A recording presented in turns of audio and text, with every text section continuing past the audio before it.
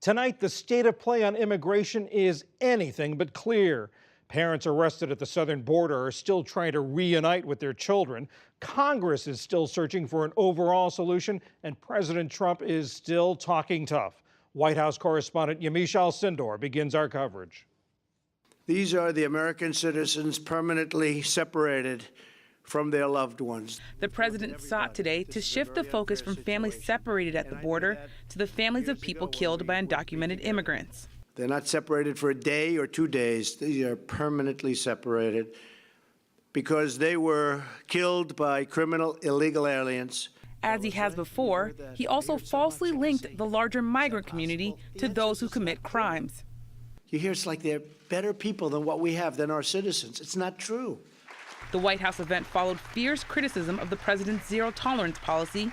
It's continued even after he ordered a halt to separating children from their parents, more than 2,300 since early May. According to the Associated Press, 500 of the separated children have since been reunited with a family member. But advocates for the others say they're desperately trying to find children who've been relocated to shelters and foster care across the country. Federal officials are said to be organizing a centralized reunification process in South Texas. And the Pentagon is preparing to shelter up to 20,000 children and possibly parents at military bases in Texas and Arkansas.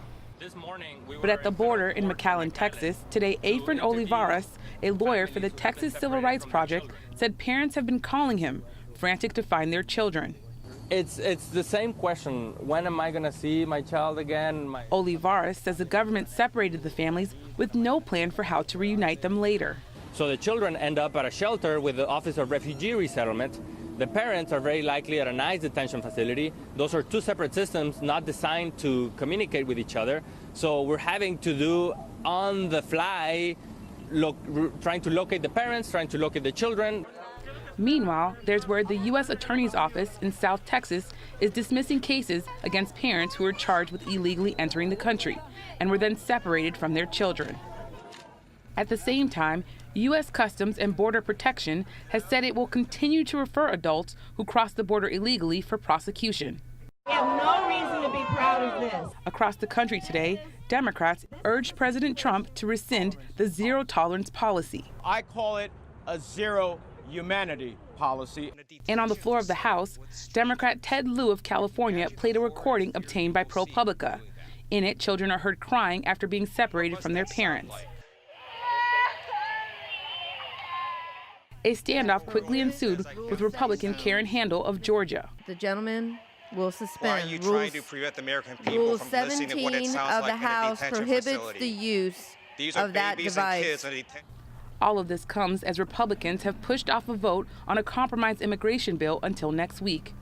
But this morning on Twitter, the president told Republicans to, quote, stop wasting time on immigration until after we elect more senators and congressmen and women in the November midterms. He went on to say, we cannot allow our country to be overrun by illegal immigrants as the Democrats tell their phony stories of sadness and grief. That's likely to make it harder for GOP leaders to win the votes they need. The bill will already be facing tough opposition from those like Representative Lou Barletta of Pennsylvania. People are taking advantage, and every time you're talking about a pathway to citizenship or allowing people to come, you know what happens. More people come in. Thank you. My time has expired. But a fellow immigration hardliner, Representative Bob Goodlatte, says Congress is undeterred by the president's tweets today. He says lawmakers will keep working on a solution.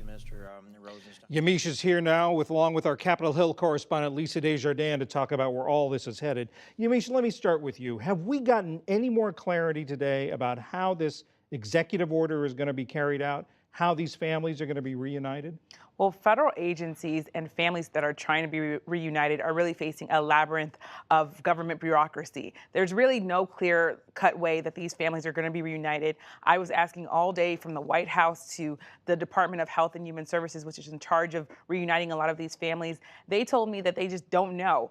It took a while to get answers today. Most people wanted to be radio silent on it. What we do know is that in some cases, when there are groups that are working with these families that have been separated in the past, even before before President Trump became very vocal about it, it's usually taken 2 months to have a child once you actually locate their family member to go back into the home. The reason why there is that lag is because they're assessing whether the home is safe, whether the child is healthy. But I know of at least one case where 2 young boys know where their mother is, and it's been 8 months. They're still in foster care, and they said that there's complications with their case. But the idea is that these kids talk to their mother but cannot actually go and live with their mother. So essentially, we're looking at a case where the federal government is really in chaos, and there's no clear-cut answers. Government in chaos. Now, Lisa, we know that the Pentagon is being asked to help house these families, but now we hear that their lawyers are being asked to help prosecute these cases. That's right. We have some good reporting from our Pentagon producer, Dan Segalin, who got from the Department of Defense today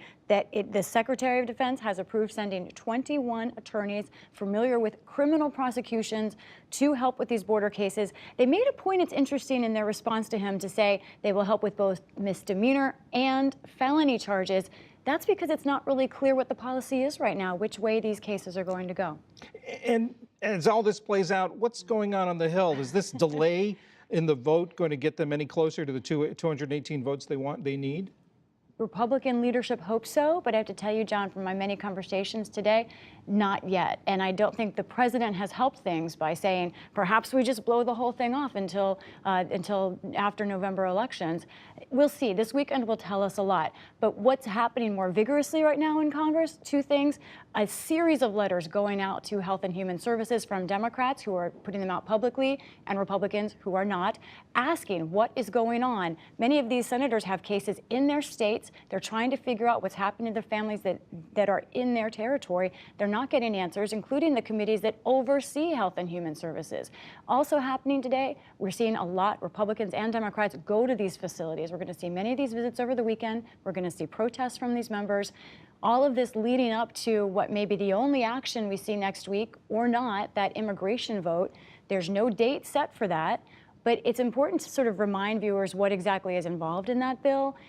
These are the 4 pillars that the president had said he wanted. So just to remind people, at the top of that list is, of course, the idea of a status for dreamers, those people who were brought here as children illegally, money for the border wall, something the president says he eagerly wants, a limit to extended family migration, and then an end to the visa lottery. Add to that now a 5th pillar, right? Dealing with this child separation issue.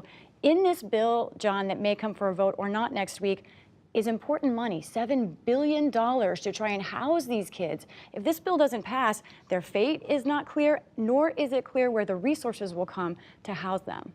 Yamiche, these are the pillars, these are the principles that the president laid out earlier.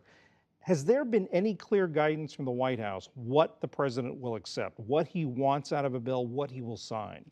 I just got off the phone with the White House source who told me that the president would support whatever bill the Republicans pass if there is a bill that can be passed in the House. The problem is that he's tweeting his frustration because he doesn't believe that any bills can pass the Senate. He's really frustrated with the Republican slim majority in the Senate. They also tell me that if this bill fails, that what the president wants next is a bill that deals with a federal court decision that limits very strictly how immigrant children can be detained. It's called the Flores Settlement. We've talked about it a bunch on the show, but essentially it's saying that kids really need to be detained in very humane circumstances. The president wants a law that would change that.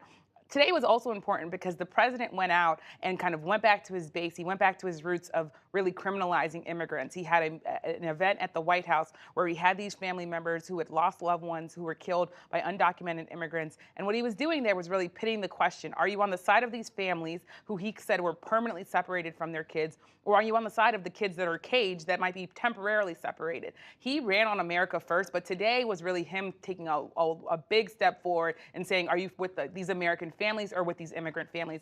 And it's a question, of course, that's unanswerable for most people.